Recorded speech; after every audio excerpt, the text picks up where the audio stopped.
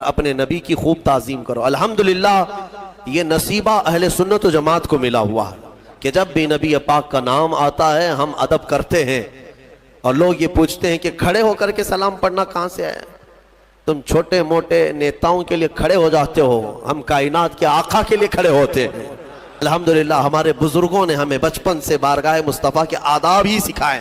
دیکھیں، اس میں تو کوئی شک نہیں ہے کہ درود شریف اللہ تعالیٰ کی جو نفلی عبادات ہیں ان میں سے ایک افضل ترین عبادت ہے، اور یہ درود شریف اللہ کی عبادت ہے، نبی صلی اللہ علیہ وآلہ وسلم کی عبادت نہیں ہے، کیونکہ اس میں آپ کیا کہتے ہیں؟ اللہم صلی علی محمد، اے اللہ آپ بھیجیں محمد صلی اللہ علیہ وآلہ وسلم پر درود یا رحمت، اللہم صلی علی محمد وعلی آل محمد۔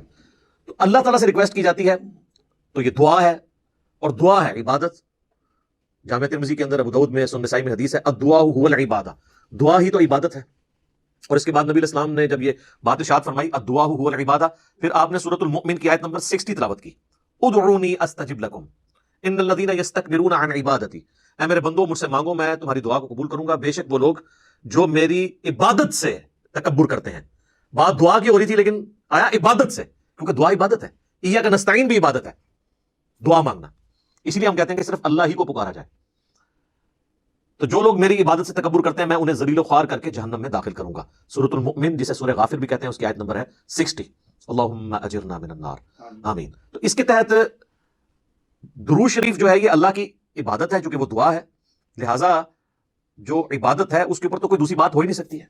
اور درود شریف کے حوالے سے تو ہمیں اللہ تعالیٰ نے قرآن حکیم میں حکمن کی بات ارشاد فرمائی ہے، سورۃ الاحزاب کی آیت نمبر 56، ان اللہ وملائکتہ یصلون علی النبی یا ایھا الذین آمنوا صلوا علیہ وسلموا تسلیما اللہم صل علی محمد وعلی آل محمد واصحابہ اجمعین الی یوم الدین، آمین۔ یہ آیت مبارکہ میں اللہ تعالیٰ نے واضح حکم دیا ہے کہ بے شک اللہ اور اس کے فرشتے نبی صلی اللہ علیہ وآلہ وسلم پر درود پڑھتے ہیں، اے ایمان والو تم بھی نبی صلی اللہ علیہ وآلہ وسلم پر درود اور خوب سلام بھیجو۔ اس کے کانٹیکسٹ میں جو پہلی اسلام کی تفسیر ہے نا، تفسیر طبری، امام ابن جریر طبری المتوفا 310 ہجری، ان کی تفسیر کو تفسیر ابن جریر بھی کہا جاتا ہے، ابن کثیر نے انہی سے کاپی کی ہیں اکثر چیزیں۔ انہوں نے لکھا ہے کہ یہ جو اللہ کا درود ہے نا اور فرشتوں کا درود، یہ ہے کہ فرشتے دعائے رحمت کرتے ہیں نبی علیہ السلام کے لیے، اور اللہ اپنے نبی پہ رحمت بھیجتا ہے خود، کیونکہ اسے تو کسی کے کہنے کی ضرورت نہیں، تو یہ اللہ کا درود ہے۔ اللہ کا درود ہمارے والا درود نہیں ہے، ہمیں اللہ کو ریکویسٹ کرنی ہوتی ہے، اللہ تو خود ہی رحمت فرما دیتا ہے۔ تو درود و سلام کے حوالے سے یہ ذہن میں رکھیے گا کہ یہ آیت جب ان اللہ وملائکتہ نازل ہوئی تو بخاری اور مسلم دونوں میں موجود ہے کہ صحابہ نے عرض کیا، اللہ کے محبوب علیہ السلام ہم نے آپ پر سلام تو سیکھ لیا ہے، السلام علیکہ ایھا النبی، جو آپ نے سکھایا ہے تشہد کے اندر، ہم آپ پر درود کیسے پڑھیں؟ تو پھر آپ صلی اللہ علیہ وآلہ وسلم نے نماز والا درود ابراہیمی تعلیم فرمایا، اور جو لوگ بدبختی پہ اترے ہوئے ہیں وہ اس کو وہابی درود کہنا شروع کر دیتے ہیں، حالانکہ بخاری مسلم میں نبی علیہ السلام نے یہ درود سکھایا، حتیٰ کہ تفسیر نعیمی جو مفتی احمد یار خان نعیمی اور ان کے بیٹے نے مل کے لکھی ہے، اس میں واضح انہوں نے لکھا ہے کہ درود ابراہیمی جو ہے یہ ایک ناقص درود ہے نماز کے باہر، اور یہ پڑھنا گناہ ہے، نعوذ باللہ، گناہ۔ وہ کہتے ہیں نماز کے اندر تو درست ہے، وہ کہتے ہیں گناہ کی جسٹیفیکیشن وہ یہ دیتے ہیں کہ جی اس میں تو اللہ کا حکم پورا نہیں ہو رہا، کیونکہ اللہ تو کہہ رہا ہے درود اور سلام دونوں بھیجو، تو اس میں تو صرف درود ہے، سلام کوئی نہیں ہے۔ دیکھیں، اور نماز میں السلام علیکہ ایھا النبی آ جاتا ہے۔ میرے بھائی سلام اور درود دونوں انٹرچینجبل الفاظ ہیں، اگر یہی بات آپ کی منطق مان لی جائے نا تو 99% احادیث صرف درود کے بارے میں، سلام کے بارے میں نہیں ہے۔ مثلا صحیح مسلم میں جو حدیث ہے، جو شخص اذان کا جواب دے اس کے بعد مجھ پر درود پڑھے، تو جو ایک دفعہ درود پڑے گا اللہ اس پہ 10 رحمتیں نازل فرمائے گا۔ اور پھر آپ علیہ السلام نے فرمایا اس کے بعد اللہ کے حضور میرے لیے الوسیلہ والی دعا مانگے تو میری شفاعت اس کے لیے حلال ہو جائے گی۔ اس میں سلام تو ہے نہیں ہے، وہاں تو کسی نے اللہ کے نبی علیہ السلام کو مشورہ نہیں دیا کہ آپ یہ ناقص بات کیوں کر رہے ہیں، درود والی آپ کو سلام بھی ساتھ کہنا چاہیے۔ خام خواہ یہ انٹرچینجبل الفاظ ہیں، جس طرح اردو میں بھی خوش و خرم، درود اور سلام، درود کیا ہے؟ ہم یہ ویسے فارسی زبان کا لفظ ہے، عربی میں صلاح دعا ہے، دعائے رحمت نبی علیہ السلام کے لیے، اور سلامتی کیا ہوتی ہے؟ وہ بھی دعائے رحمت ہی ہوتی ہے، یعنی ایک انداز ہے دونوں اعتبار سے، نبی علیہ السلام پہ کوئی درود پڑھے یا سلام پڑھے، بات تو ایک ہے۔ سنن نسائی میں حدیث ہے، جو مجھ پر ایک دفعہ درود پڑھتا ہے اللہ تعالیٰ اس پہ 10 دفعہ رحمت نازل فرماتا ہے، اور جو ایک دفعہ سلام پڑھتا ہے اللہ تعالیٰ اس پہ 10 دفعہ سلامتی نازل فرماتا ہے۔ آپ نے کبھی اس کو آپس میں کمپیئر نہیں کروایا؟ جامع ترمذی میں حدیث ہے، قیامت والے دن سب سے زیادہ میرے نزدیک وہ ہوگا جس نے دنیا میں سب سے زیادہ مجھ پہ درود پڑھا ہوگا، اس میں سلام کا ذکر ہی کوئی نہیں موجود ہے۔ جامع ترمذی میں ایک حدیث ہے جس کی سند کمزور ہے لیکن اس کی صحیح سند المستدرک للحاکم کے اندر ہے، فضل الصلاۃ علی النبی کے اندر موجود ہے کہ نبی علیہ السلام ایک دفعہ مسجد میں تشریف لائے تو ممبر کی پہلی سیڑھی پر قدم رکھا، فرمایا آمین، دوسری پہ رکھا، فرمایا آمین، تیسری پہ رکھا، فرمایا آمین۔ صحابہ نے کہا ہم نے آپ کو آج وہ عمل کرتے ہوئے دیکھا جو پہلے نہیں دیکھا، تو آپ نے فرمایا کہ جبرائیل علیہ السلام میرے پاس آئے تھے اور انہوں نے کہا کہ یا رسول اللہ میری دعا کے اوپر مہر لگائیں، آمین کہیں کہ ہلاک ہو جائے وہ شخص جس کے سامنے آپ کا ذکر ہو اور وہ آپ پر درود نہ پڑے، اللہم صلی علی محمد وعلی آل محمد. ایک مجلس میں ایک دفعہ پڑھ لینا کافی ہوتا ہے، ہر دفعہ پڑھیں تو بہت اچھی بات ہے. تو میں نے کہا آمین. دوسری سیڑھی پہ قدم رکھا تو اس نے کہا کہ ہلاک ہو جائے وہ شخص جس کو ماں باپ دونوں یا دونوں میں سے کوئی ایک بڑھاپے کی حالت میں ملے اور ان کی خدمت کر کے جنت نہ کما سکے. تو میں نے کہا آمین. اور تیسری سیڑھی پہ اس نے کہا کہ جو شخص رمضان کا مہینہ پائے اور اللہ سے اپنی مغفرت نہ کروا سکے وہ بھی تباہ و برباد ہو جائے. تو میں نے کہا آمین. تو وہاں پہ بھی درود کے الفاظ ہیں. جامعہ ترمذی میں مولا علی علیہ السلام نے حدیث روایت کی ہے کہ نبی صلی اللہ علیہ وآلہ وسلم نے فرمایا اصل میں کنجوس وہ شخص ہے جس کے سامنے میرا ذکر ہو اور مجھ پر درود نہ پڑے. اللہم صلی علی محمد وعلی آل محمد. سنن نسائی کے اندر حدیث موجود ہے، نبی علیہ السلام نے فرمایا جو مجھ پر ایک دفعہ درود پڑتا ہے اللہ تعالیٰ اس پہ 10 رحمتیں نازل فرماتا ہے، اس کے 10 گناہ معاف کر دیتا ہے، اس کے 10 درجات بلند فرما دیتا ہے، اس کے لیے 10 نیکیاں لکھ دیتا ہے. وہاں پہ بھی درود کے الفاظ ہیں. سنن نسائی میں ایک اور حدیث ہے، زید بن خارجہ کو نبی علیہ السلام نے فرمایا کہ مجھ پر درود کو لازم کر لو اور اپنی دعاؤں میں درود پڑھا کرو اور کہا کرو اللہم صلی علی محمد وعلی آل محمد. یہ میرا وظیفہ بھی ہے درود شریف مختصر ترین درود ابراہیمی کا پہلا حصہ. اس میں تو حضور علیہ السلام نے سلام کا ذکر ہی نہیں کیا اور آپ فرما رہے ہیں دعا کے ساتھ درود پڑھو. تو آگے سے صحابی نے کہا کہ سلام نہیں پڑھوں گا تو اللہ کے حکم کی نافرمانی ہو جائے گی اور میں گستاخ ہو جاؤں گا تو میری دعا کہاں سے قبول ہوگی. کہانی کروائی ان لوگوں نے. درود کے الفاظ ہیں. جامعہ ترمذی میں ایک حدیث موجود ہے، ایک شخص آیا اس نے نماز پڑھی اور ڈائریکٹ اللہ سے مانگنا شروع کر دیا. آپ نے فرمایا اس نے جلدی کی. ایک اور سائل آیا، اس نے پہلے اللہ کی حمد بیان کی، پھر درود پڑھا اور پھر اللہ سے مانگا. تو آپ نے فرمایا سل توڑتا، مانگ تجھے دیا جائے گا، مانگ تجھے دیا جائے گا. اور دوسرے شخص کو حضور نے بلا کے کہا کہ پہلے اللہ کی حمد بیان کرو، پھر مجھ پہ درود پڑھو اور پھر اللہ سے مانگو. یہ دعا کا سلیقہ ہے. وہاں پہ بھی سلام کے الفاظ موجود نہیں ہے. سر 99.99% احادیث میں صرف درود کے الفاظ ہیں. سلام کے بھی ہیں لیکن بہت کم حدیثوں میں. سنن نسائی میں حدیث ہے زمین پہ اللہ کے فرشتے سے ہاتھ کرتے ہیں، میرے امتیوں کا سلام میرے تک پہنچاتے ہیں، جو ہم نماز میں بھی پڑھتے ہیں السلام علیکم ایھا النبی. ہاں قبر رسول پہ پڑھیں تو وہ اعلیٰ درجے کی ایک فضیلت ہے. وہ سنن نبی داؤد میں حدیث ہے جو کوئی شخص مجھ پہ سلام پڑھے گا، امام داؤد نے اسے قبر رسول کی حاضری والے چیپٹر میں لیا ہے. اللہ میری روح لوٹا دے گا، میں اس کے سلام کا جواب بھی دوں گا. یعنی یہ برزخی معاملہ ہے اور روح کا لوٹنا بھی برزخی ہے، ورنہ روح داخل کرنے اور نکلنے سے تو تکلیف ہوتی ہے. یہ برزخی معاملہ ہے. اور اگر وہ کہتا ہے نہیں یہ فزیکل ہے تو کیا نبی علیہ السلام کے سلام کے جواب دینے کی آواز ہمیں باہر آتی ہے؟ نہیں. تو ہمارا بھی وہاں تک پہنچنا برزخی ہے، ان کا بھی ہم تک پہنچنا برزخی ہے. وہ قبر رسول کی حاضری کے لیے یہ اسپیشل پروٹوکول ہے. وہاں پہ ہم عرض بھی کرتے ہیں. المصنف ابن ابی شیبہ میں ہے، سنن الکبری البیہقی میں موجود ہے، الموطا امام مالک میں موجود ہے، فضل الصلاۃ علی النبی 4 کتابوں میں کہ عبداللہ بن عمر جب بھی سفر پہ جاتے ہیں واپس آتے تو مسجد نبوی میں 2 نفل پڑھتے، اس کے بعد قبر رسول پہ حاضر ہو کے عرض کرتے السلام علیک یا رسول اللہ. پھر سیدنا ابو بکر کی قبر کے سامنے آ کے السلام علیک یا ابا بکر، اور پھر السلام علیک یا عمر، یا السلام علیک یا ابتا، اے میرے باپ تجھ پہ سلام ہو. تو وہاں پہ سلام عرض کرتے تھے. تو درود اور سلام دونوں انٹرچینجبل الفاظ ہیں، ایک دوسرے کی جگہ لیتے ہیں. یہ اگر کوئی کسی جگہ پر درود پڑھنا ہے وہاں پہ کوئی درود اور سلام میں سے کوئی ایک چیز بھی پڑھ لے تو وہ کافی ہو جاتا ہے. تو ہم یہی تو کر رہے ہوتے ہیں. مجھے بتائیں حضرت عیسیٰ علیہ السلام کا جب نام آتا ہے تو بہت کم دفعہ ہم کہتے ہیں علیہ الصلوۃ والسلام. اکثر ہم کیا کہتے ہیں عیسیٰ علیہ السلام، ابراہیم علیہ السلام. لیکن محمد علیہ السلام آپ نے بہت کم سنا ہوگا کیونکہ وہاں صلی اللہ علیہ وآلہ وسلم کہہ رہے ہوتے ہیں. ادروائز یہاں پہ بھی محمد علیہ السلام بھی کہہ سکتے ہیں ہم، کوئی حرج نہیں ہے. تو یہ خام خواہ ان چیزوں کو یہ ایشو بناتے ہیں اور پھر لوگوں کے اوپر فتوے لگاتے ہیں. اور انہوں نے یعنی چیزیں ڈیوائز کی ہوئی ہیں اور وہ کہتے ہیں جی اب جو بندہ جمعے کے بعد مصطفیٰ جان رحمت پہ لاکھوں سلام نہیں پڑھتا تو وہ اس کے دل میں بغض رسول ہے. دیکھیں اندازہ کریں. یعنی اس کا تو مطلب یہ ہے کہ کل کو میں کوئی مسجد بناؤں اور اس میں اپنا لکھا ہوا کوئی نعتیہ کلام وہاں پہ جاری کر دوں ہر نماز کے بعد جس میں نبی علیہ السلام کی تعریف ہو اور جو کوئی شامل نہ ہو میں کوئی گستاخ رسول ہے. پھر ہمیں مصطفیٰ جان رحمت پہ لاکھوں سلام سے کوئی چڑ نہیں. میں تو یہاں پڑھوایا ہے اسٹیج سے کئی دفعہ. اس کے بعد اشعار تو بہت ایکسٹراڈنری اشعار ہے. چند ایک چیزوں سے ہمیں بھی اختلاف ہے. نعت کے طور پہ آپ ضرور پڑھیں. وہ صحیح مسلم میں حدیث ہے کہ حسان ابن ثابت جو تھے وہ نبی علیہ السلام کے لیے نعت پڑھا کرتے تھے. باقاعدہ نعت اشعار موجود ہے.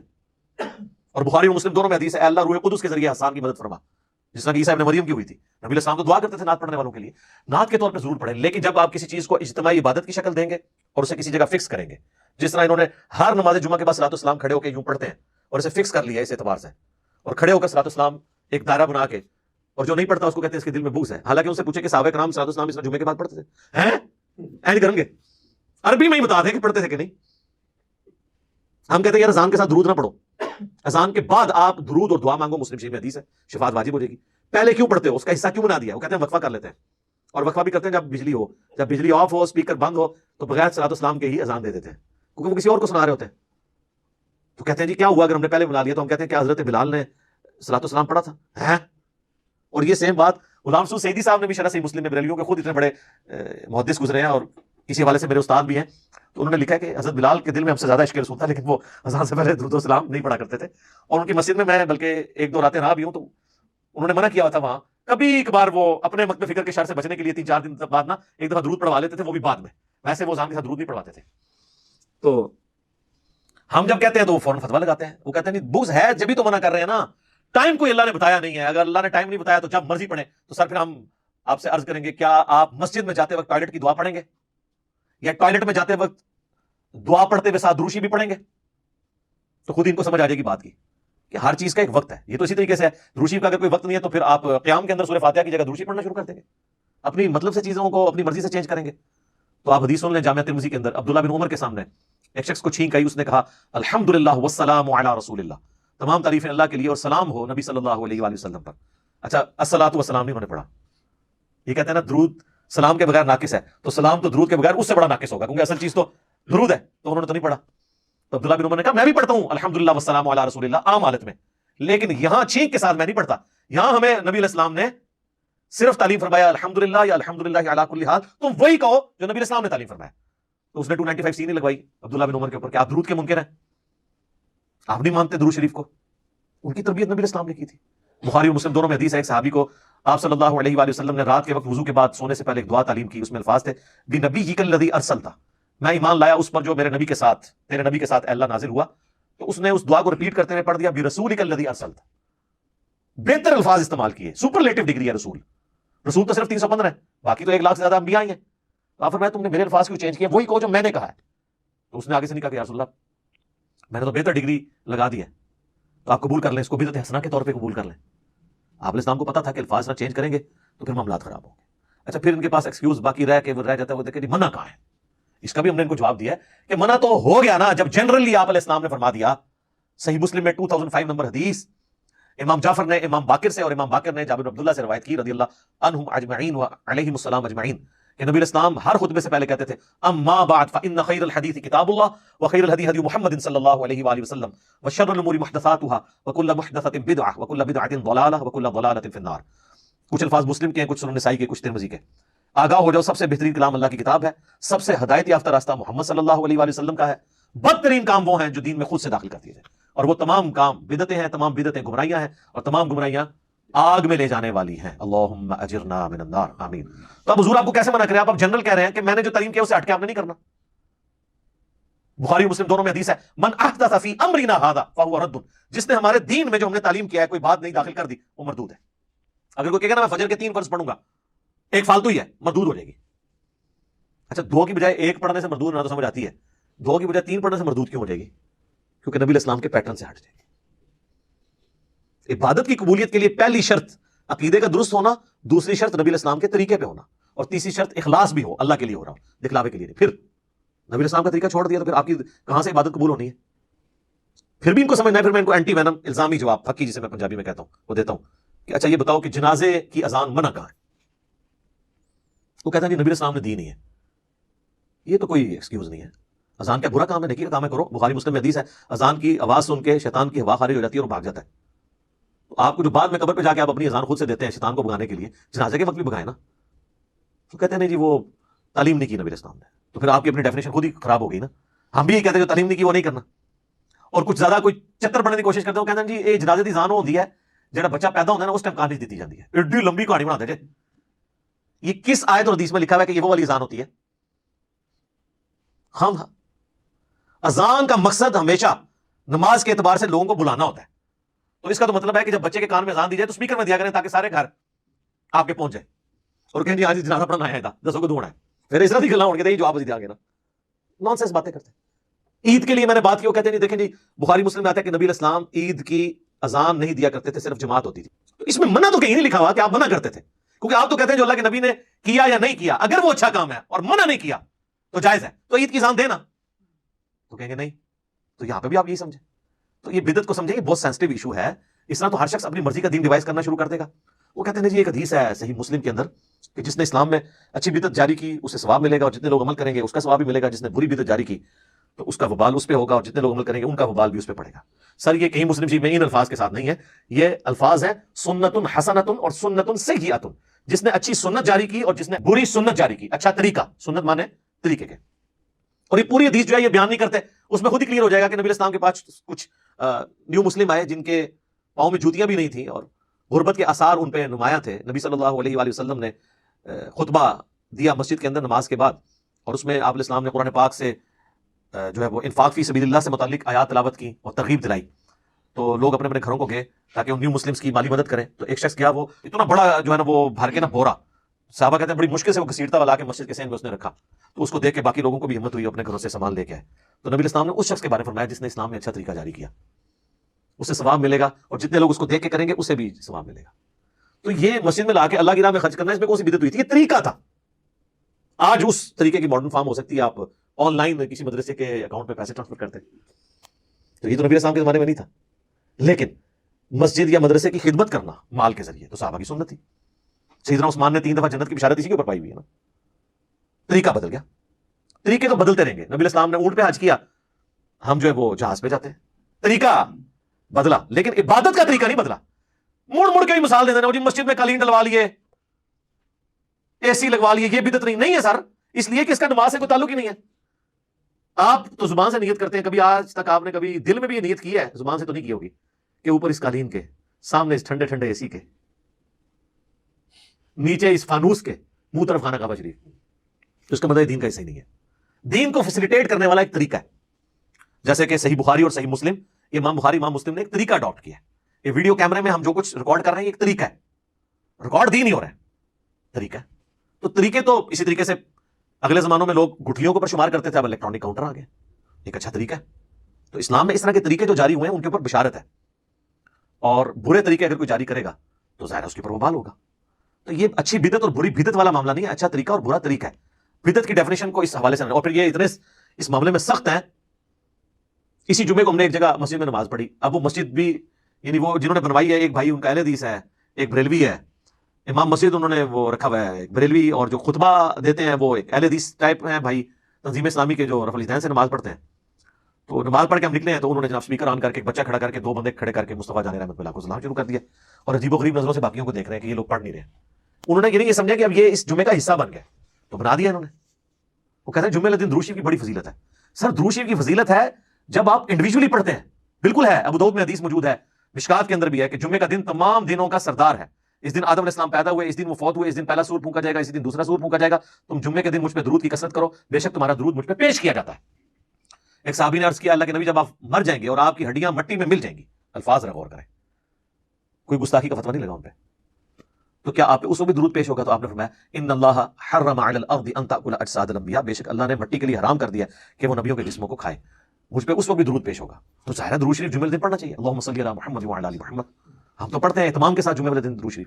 لیکن اس کو آپ مصطفیٰ جان رحمت اللہ علیہ السلام کس طرح فٹ کر رہے ہیں؟ بریلویوں نے یہ نشانی بنا دی. دیوبند نے جی وہ ایک درود شریف وہ جی 80 دفعہ پڑھ لیں جمعے والے دن 80 سال کے گناہ معاف ہو جائیں گے. بریلویوں کو بھی بتایا جاتا ہے وہ اللہم صلی علی محمد النبی الامی وآلہ وسلم تسلیما. تو سر یہ القول البدی کتاب میں موجود ہے اس کا ریفرنس، اور وہ جو اس کا راوی ہے نا امام سخاوی، وہ نبی اسلام کے 500 سال بعد آیا اور اس نے بغیر سند کے یہ حدیث لکھی ہے. یہ حدیث کہاں ہے؟ اس کی کوئی ملتی جلتی کوئی سند موجود ہے طبرانی میں بھی، وہ بھی متروک اور ضعیف راویوں سے ہے. 80 سال کے گناہ اس طرح معاف نہیں ہوں گے. اسی سے لوگ پھر صرف جمعہ ہی پڑھتے ہیں، اس کے بعد 80 دفعہ درود شریف پڑھ لیتے ہیں، 5 وقت کی نماز ہی چھوڑی ہوئی ہے لوگوں نے. اس طرح نہیں 80 سال کے گناہ معاف ہوتے ہیں. درود شریف آپ پڑھیں، ضرور پڑھیں، لیکن جب آپ ایون آپ 100 دفعہ پڑھیں، 80 دفعہ پڑھیں، پڑھنا چاہتے ہیں ضرور پڑھیں، لیکن جب آپ ہلکا بنائیں گے، ایک اجتماعی شکل دیں گے، یہ یاد رکھیں پیٹ رول بدعت کا. انڈیویجولی آپ جو مرضی کریں، جو کتاب و سنت میں آیا ہوا ہے، ٹائم سے ہٹ کے بھی، تو اس کے اوپر کوئی فتویٰ نہیں لگتا. تو ہر شخص کو حق حاصل ہے نفلی عبادت جس ٹائم مرضی کرے، اللہ جن اوقات کے اندر منع ہے. وہاں ہم یہ کہیں گے کہ منع کن اوقات میں. میں آپ کو نہیں کہوں گا اشراق آپ نے فجر کا وقت ختم ہونے کے 20 منٹ بعد ہی پڑھنی ہے، آپ بے شک 2 گھنٹے بعد پڑھ سکتے ہیں. لیکن جو اجتماعی چیزیں ہیں نا، جیسے ہی اجتماعیت آئے گی تو ہر وہ چیز جو نبی اسلام نے تعلیم نہیں فرمائی بدعت ہو جائے گی. مثلا اگر کوئی اشراق کی اذان شروع کروا دے، اذان نہ بھی شروع کروائے، اعلانیہ کہنا شروع کر دے کہ آؤ جی اشراق پڑھیں، بدعت ہو جائے گی. ویسے مسجد میں لوگ جمع تھے، بائی چانس نفلی جماعت کروا لی، وہ بخاری مسلم میں حدیث ثابت ہے کہ ہو سکتا ہے. لیکن اسپیشلی روزانہ بیٹھنا، بندوں کو اکٹھا کر کے اشراق پڑھوانا جماعت کے ساتھ، بدعت. انڈیویجول آپ کریں، انڈیویجلی آپ تسبیح پہ پڑھیں، گٹھلیوں پہ پڑھیں، کوئی حرج نہیں ہے. ابو داؤد میں حدیث ہے ایک صحابیہ پڑھ رہی تھی، نبی اسلام نے اس کو منع نہیں کیا، بلکہ آپ نے کہا اس سے آسان وظیفہ تعلیم فرماتا ہوں. ہمارے نزدیک گٹھلیوں پہ پڑھنا جائز ہے، آپ تسبیح پڑھ سکتے ہیں. لیکن اگر آپ بندے اکٹھے کر لیں اور آگے ایک چادر بچھا کے گٹھلیاں رکھ لیں اور اجتماعی اس کو شکل دے دیں، تو اس کے اوپر بدعت کا فتویٰ لگ جائے گا. اور یہ میں بدعت کا فتویٰ اپنی طرف سے نہیں لگا رہا. سنن دارمی میں اتنی رکت انگیز حدیث ہے المقدمہ کے اندر، مقدمے کے اندر سنت کی اہمیت کو اجاگر کرنے کے لیے. اور امام دارمی وہ ہیں جن سے آلموسٹ 70 احادیث امام مسلم نے لی ہیں. امام مسلم کے استاد ہیں امام دارمی. اور کتب ستہ کے بعد جس کتاب کا نمبر ہے نا الموطا امام مالک اور مسند احمد کو چھوڑ کے، وہ سنن دارمی ہے. اس کے مقدمے میں یہ روایت موجود ہے، بریلویوں نے چھاپی بھی ہے، آپ خود پڑھ لیں. کوفے کی جامع مسجد کے اندر کچھ لوگ بیٹھ کے گٹھلیوں کے اوپر پڑھ رہے ہوتے ہیں سبحان اللہ، الحمدللہ، لا الہ الا اللہ، اللہ اکبر، سر اس سے افضل کوئی وظیفہ ہی نہیں ہے۔ صحیح مسلم میں حدیث ہے کہ جن چیزوں پہ سورج طلوع ہوتا ہے نا، مجھے ان کلمات سے بڑھ کر کوئی اور عزیز چیز نہیں ہے جن پہ بھی سورج طلوع ہوتا ہے، یعنی دنیا اور جو کچھ اس کے اندر ہے سے بڑھ کے مجھے محبوب ہے سبحان اللہ والحمدللہ ولا الہ الا اللہ واللہ اکبر۔ یہی تسبیح فاطمہ میں بھی الفاظ ہے۔ تو ابو موسیٰ اشعری رضی اللہ تعالیٰ عنہ نے مسجد میں دیکھا کہ اس طرح، تو ایک بندہ بولتا ہے جی پڑھو 100 دفعہ سبحان اللہ، لوگ 100 دفعہ سبحان اللہ پڑھتے ہیں اور وہ اپنی گٹھلیاں پھینکتے ہیں۔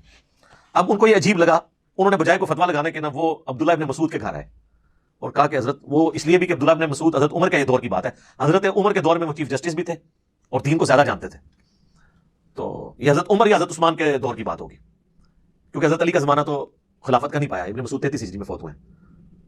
تو عبداللہ ابن مسعود کو انہوں نے آگے کہا کہ آج میں نے مسجد میں ایسا کام ہوتے ہوئے دیکھا ہے جو میں نے نبی الاسلام یا ان کے صحابہ میں تو نہیں دیکھا۔ تو ان کا کیا، ان کا یہی ہو رہا ہے۔ تو انہوں نے کہا کہ تم نے ان کو یہ کیوں نہیں کہا کہ اپنے بیٹھ کے گناہ شمار کرو، یہاں بجائے گٹھلیاں شمار کرنے کے اپنے گناہ شمار کرو۔ انہوں نے کہا کہ میں اے ابو عبد الرحمن، میں آپ کے پاس اسی لیے آیا تھا کہ میں آپ سے آ کے اس حوالے سے ڈسکس کروں۔ تو وہ جناب ابن مسعود کہتے ہیں میں تمہارے ساتھ مسجد میں جاتا ہوں، جا کے دیکھا انہوں نے، غصے میں آئے، وہی الفاظ جو اکثر آپ کو عمر سیریز میں بھی، وہی حکم تباہ ہو جاؤ، تمہارا ستیہ ناس، ابھی تو اللہ کے نبی کے کپڑے بھی پرانے نہیں ہوئے، آپ صلی اللہ علیہ وآلہ وسلم کے برتن بھی نہیں ٹوٹے اور آپ کے ساتھی بھی مر نہیں گئے سارے، اور اے امت محمدیہ تم نے اس طرح کی خرافات دین میں بدعت داخل کر دی ہے تم۔ انہوں نے کہا کہ ہم تو سبحان اللہ الحمدللہ پڑھے، انہوں نے کہا بیٹھ کے اپنے گناہوں کو شمار کرو، یہ طریقہ نبی اسلام کا نہیں ہے تعلیم کیا ہوا، اپنی عبادت کرو۔ اور پھر ابن مسعود نے ایک جملہ بولا، وہ میں سمجھتا ہوں کہ کرامت ہی ہے، انہوں نے کہا مجھے تو لگتا ہے تم میں سے اکثر لوگ، شاید اللہ کو بہتر پتہ ہے، مجھے تو لگ رہا ہے کہ دین سے پھر جائیں گے، اور وہی ہوا۔ وہ اسی حدیث کے اندر وہ تابعی کہتے ہیں اللہ کی قسم میں نے ان میں سے کئی لوگوں کو نہروان کے مقام پر خوارج کی طرف سے مولا علی کے خلاف لڑتے ہوئے دیکھا، مجھے یاد آیا ابن مسعود نے صحیح کیا، وہ خارجی ہو گئے۔ یہاں پہ آپ کے سارے صوفیاء کے وہ ختم خواجگان اور ختم فلاں اور وہ کیٹیاں اور کوئی بھی نہ کرے تو تیجے 40ویں کے اوپر اور دعا کے نام کے اوپر دیوبندی بھی سارے یہ سارے کام کر رہے ہوتے ہیں۔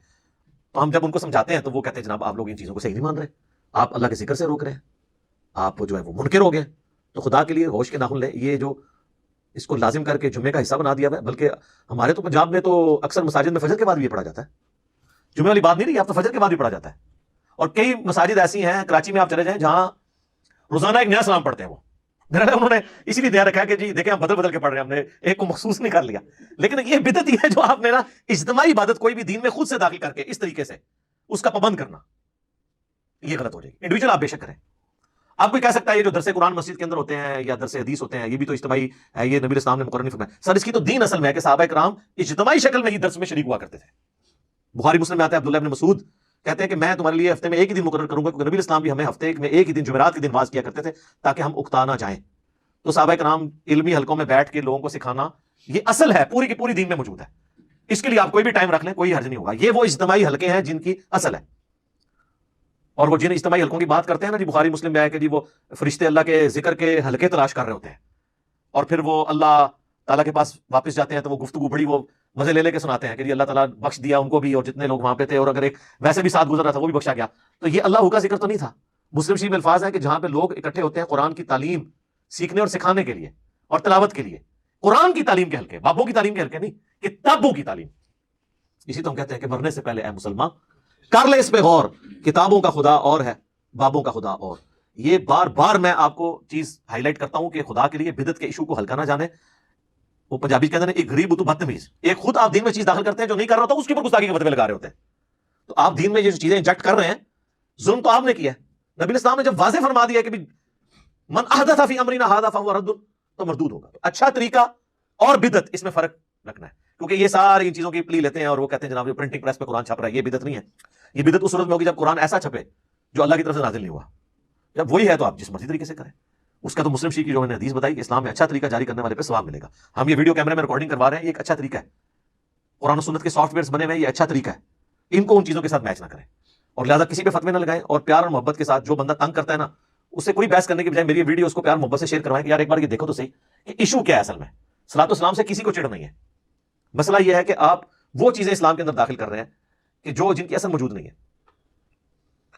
میں آپ کو ایک مزے کی بات بتاؤں، یہ بات ہے 2000 کی یا 1999 کی نا، ہم دعوت اسلامی کا ایک مدنی قافلہ لے کے نا قائد اعظم یونیورسٹی کے اسلام آباد، تو اس وقت کٹر ظاہر ہے ہم سبز پگڑی باندھتے تھے، میرے پاس ایک پروفیسر آ کے بیٹھے، مجھے کہنے لگے بیٹا میں پچھلے دنوں انڈیا گیا ہوا تھا، تو مجھے کہنے لگے مجھے بتائیں کہ یہ جو اذان کے بعد یہ جو نماز کے بعد آپ بلند آواز سے کلمہ پڑھتے ہیں بریلوی حضرات، تو یہ سنت ہے؟ تو میں نے کہا نہیں جی یہ تو کوئی سنت نہیں ہے. میں نے کہا میں تو پڑھتا ہی نہیں ہوں. اور آپ کو بتاؤں حیران کن بات، فیضان مدینہ کراچی جہاں الیاس قادری صاحب ہزاروں لوگوں کو لے کے بیٹھے ہوتے ہیں مدنی چینل پہ، وہاں نماز کے بعد کلمہ نہیں ہوتا، پن ڈراپ سائلنس ہوتی ہے، کوئی کلمہ نہیں پڑھا جاتا. میں نے الیاس قادری صاحب کے پیچھے 1999 میں بالکل پیچھے ان کی امامت میں پہلی صف میں کھڑے ہو کے کتنی نمازیں پڑھی ہیں. ابھی بھی جا کے کوئی چیک کرنا رہتا ہے کر لے. لیکن پنجاب میں دعوت اسلامی کے کئی مراکز ہیں وہاں پہ کلمہ ہو رہا ہے، پتہ ہے ان کو کہ یہ غلط ہے کہ جو لوگ لیٹ ہو جاتے ہیں ان کی نماز ڈسٹرب ہو جاتی ہے، لیکن نہیں روک نہیں سکتے. یہ ہمارے کالا دیو والی جتنی مسجدیں ان کے اندر آتی ہیں، یہ جو کوٹلی والے پیر ہیں کشمیر والے، کشمیر میں ان کی سینکڑوں مساجد ہیں، کہیں پہ کلمہ نہیں اونچی آواز سے پڑھا جاتا. تو پروفیسر صاحب مجھے کہنے لگے کہ جی اب وہ ان پہ تو اوسی پڑ گئی نا. میں نے جب بات کی میں نے کہا یہ تو کوئی نہیں، ہم تو نہیں پڑھتے. تو کہنے لگے میں یہی آپ کو بتانے لگا تھا کہ میں باقاعدہ بریلی اعلیٰ حضرت کے مزار پہ میں نے حاضری دی ہے، اور وہاں ان کی جو اپنی مسجد ہے اعلیٰ حضرت کی جہاں ان کی اولاد نمازیں وغیرہ پڑھاتی ہے، جو مدرسہ ہے منزل اسلام، وہاں پہ تو نماز کے بعد کلمہ نہیں اونچی آواز سے پڑھا جاتا. تو پھر بریلوی خود بھی کیا بریلوی ہیں؟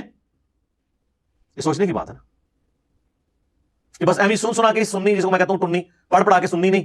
میں کہتا ہوں جی اعلیٰ حضرت کی تعلیمات میں کئی باتیں ایسی ہیں جن پہ یہ عمل کر لینا تو باقی مقادم فکر کے ساتھ یہ کئی اختلافات ختم ہی ہو جائیں. احکام شریعت میں اعلیٰ حضرت نے لکھا ہے کہ نبی اسلام کی مبارک جالیوں کے بارے میں کہ ان کو آپ چھو نہیں سکتے. عام قبر کے بارے میں لکھا ہے اس کے سامنے حد رکوع جھک نہیں سکتے. قبر کو چومنا، وہ کہتے ہیں چومنے میں اختلاف ہے لیکن میرے نزدیک بہتر ہے کہ چوما بھی نہ جائے، حد رکوع جھکا بھی نہ جائے، اس کو ہاتھ بھی نہ لگایا جائے. تو یہ قبروں کو چومنے چاٹنے والے سارے لوگ کون ہیں؟ تو تعلیمات کو، اور اعلیٰ حضرت نے کوئی اسلام جاری نہیں کیا کہ بھی ان کی انہوں نے کہا کہ میری مسجد میں جو ہے مصطفیٰ جان رحمت اللہ کو سلام پڑھا جائے.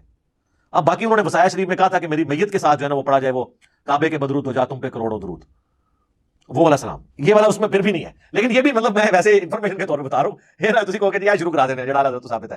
اعلیٰ حضرت سے نہیں ثابت دیکھنا، وہ آپ نے حضرت محمد صلی اللہ علیہ وآلہ وسلم سے ثابت دیکھنا ہے، جن کو آپ اعلیٰ نہیں کہتے، صرف حضرت محمد کہتے ہیں. فرق دیکھ لینا، وہ صرف حضرت محمد، یہاں اعلیٰ حضرت.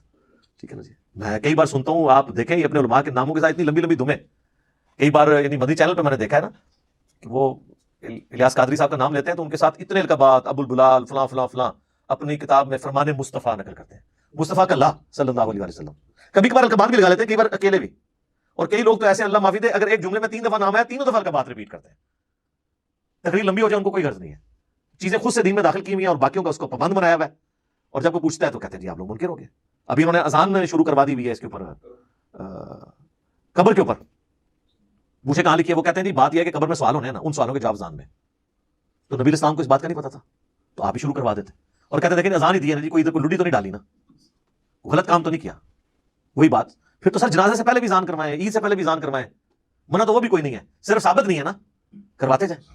تو یہ بدعت کے ایشو کے بارے میں معاملات کو دیکھنے کی ضرورت ہے. باقی یہ میں مانتا ہوں کہ اہل حدیث نے بھی ہر مسئلے کے اوپر جو بدعت کا فتویٰ لگایا نا وہ بھی بالکل پھر غلط طرف چلے جاتے ہیں، وہ بھی ایکسٹریم رویے ہیں. اس طرح کے معاملات کو جو ہے نا وہ پھر بدعت کے حوالے سے خود کے ایک معاملات میں وہ پھنس جاتے ہیں. لیکن جو بنیادی چیزیں ہیں ان کو آپ دیکھ کے چلیں تاکہ دین کے اندر ایسی چیزیں داخل نہ ہوں کہ جس کی وجہ سے آپ کو پھر تکلیف اٹھانی پڑے اور الٹا آپ تو وہ جاری کر کے سائڈ پہ ہو جاتے ہیں، جو بیچارے نہیں کر رہے ہوتے ان کے اوپر گستاخی کے فتوے لگ رہے ہوتے ہیں. تو اللہ تعالیٰ ہمیں کتاب و سنت کی تعلیمات کے مطابق چلنے کی توفیق عطا فرمائے. آمین. ٹھیک ہو گیا جی.